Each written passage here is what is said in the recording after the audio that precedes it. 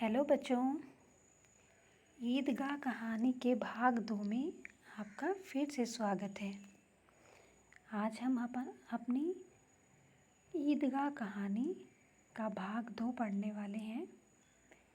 चलिए तो शुरुआत करते हैं।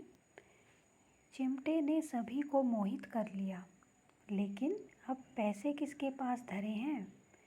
ठीक है, अभी क्या था, हामिद ने सबको अपने चिमटे का ऐसा गुणगान किया कि बाकी के उसके दोस्तों को उन्होंने जो खिलौने लिए थे वो सभी अब तुच्छ लगने लगे, अब वो छोटे लगने लगे। लेकिन चिमटा उन सबको बहुत प्रिय लगने लगा। लेकिन अब पैसे किसके पास धरे हैं मतलब बचे हैं। फिर मेले से दूर निकल आए हैं, मेले से भी वो दूर आ गए हैं। 9 कब के बज गए, धूप तेज हो रही है, घर पहुंचने की भी जल्दी हो रही है। बाप से भी जिद करे तो चिमटा नहीं मिल सकता। हामिद है बड़ा चालाक, इसीलिए बदमाश ने अपने पैसे बचा रखे थे। ठीक है, अभी उनके पास कोई चारा नहीं है, वो चिमटा नहीं ले पाएंगे।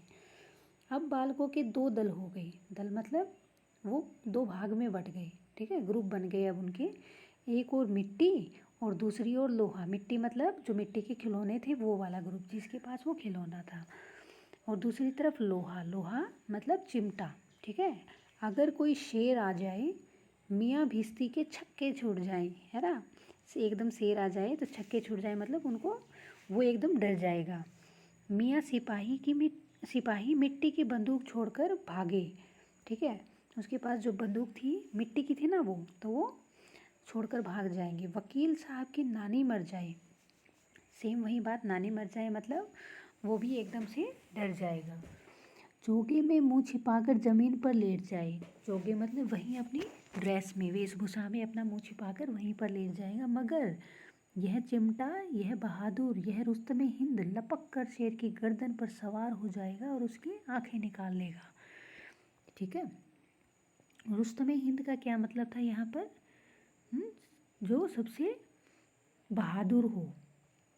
ठीक है, मोहसिन ने एड़ी चोटी का जोर लगाकर कहा, अच्छा पानी तो नहीं भर सकता।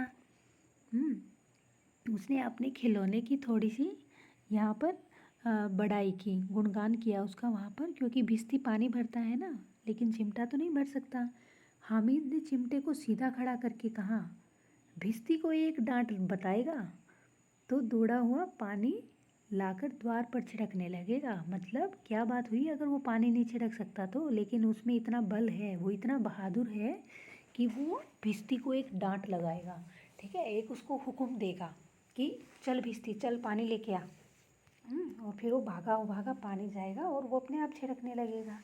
अब मोहसिन क्या है, परास्त हो गया मतलब हार गया। पर महमूद ने कुमुक पहुंचाई। अब महमूद के मन में भी कुछ बात थी। तो उसने क्या किया, उसने भी अपनी बात मन से निकाल दी। अगर बच्चों पकड़े जाए तो अदालत में बंधे बंधे फिरेंगे, तब वकील साहब के ही पैरों पड़ेंगे। ठीक है, वो अपने खिलौने की बड़ाई करने लगी।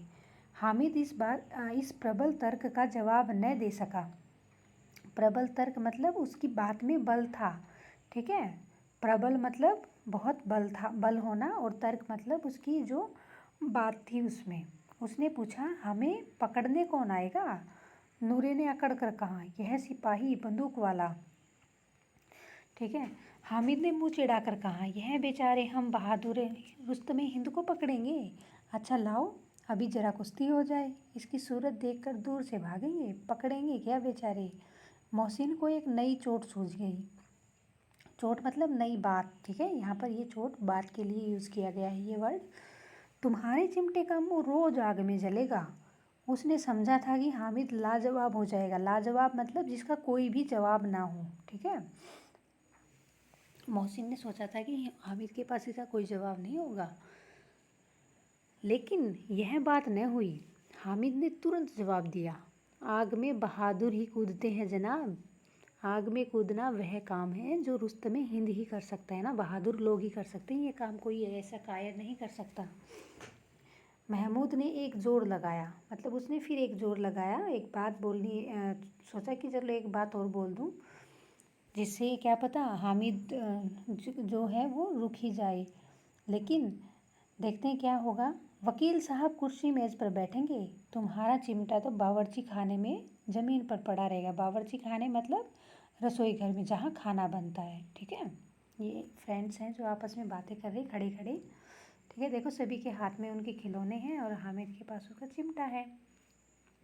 इस तर्क ने सम्मी और नूरे को भी सजीव कर दिया। सजीव मतलब जीवित।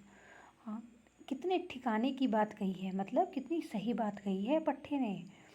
चिमटा बावर्ची खाने में पड़े रहने के सिवा और क्या कर सकता है।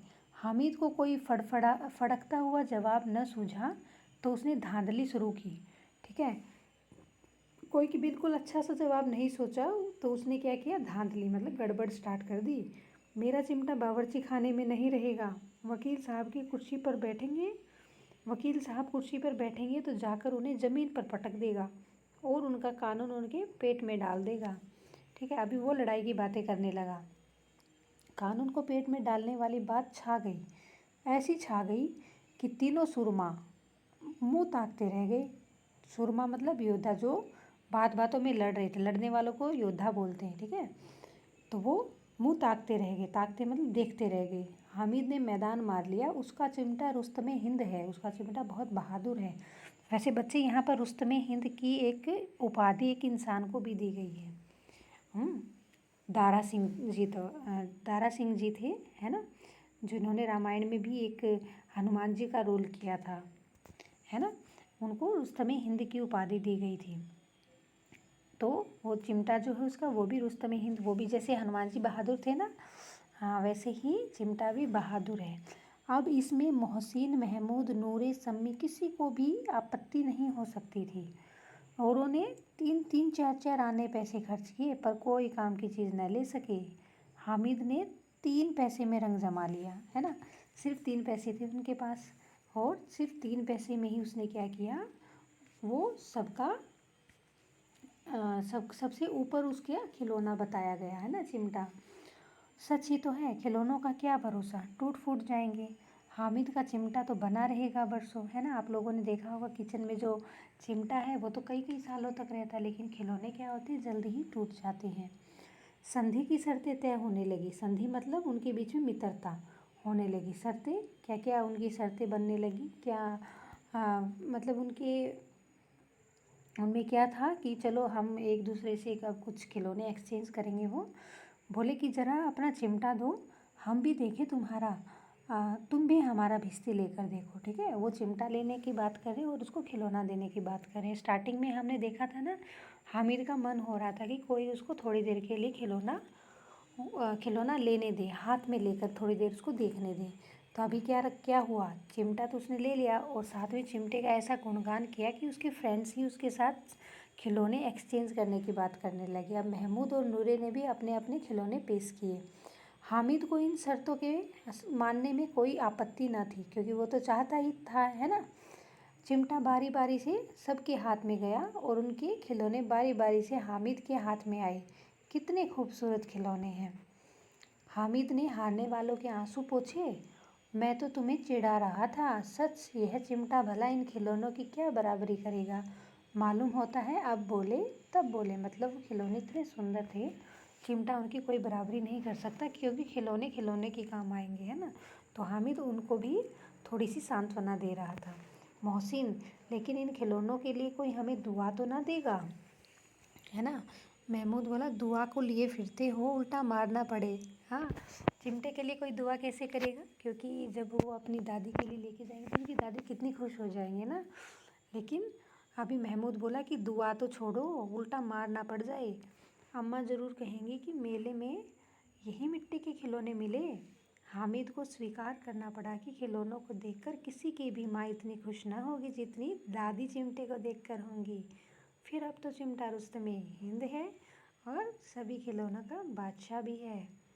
रास्ते में महमूद को भूख लगी, उसके बाप ने केले खाने को दिए। महमूद ने केवल हामिद को साझी बनाया, साझी मतलब साथी बनाया, खाने में उसको हिस्सेदार बनाया।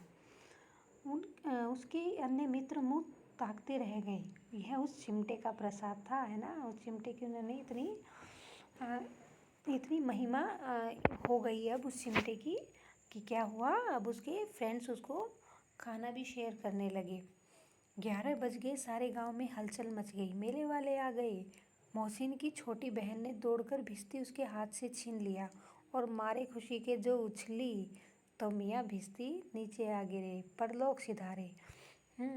क्या हुआ, जैसे ही मोहसिन अपने घर गया तो उसकी छोटी बहन बहुत खुश हो गई कि भैया आ गए, और जो वो खिलौना लेके आए थे उसके हाथ में से उसने छीन लिया, क्योंकि छोटे भाई बहन ऐसे ही करते हैं ना हमारे साथ कि खिलौना छीन लेते हैं। तो सेम वही मोहसिन की बहन ने भी किया, हाथ से छीन लिया जो वो भिश्ती लेके आए थे, और खुशी के वो उछलने लगी तो एकदम से उसके हाथ से वो गलती से गिर गया। उसने ऐसे नहीं कि गिराया वो जानबूझकर, बट वो गलती से गिर गया। गिरते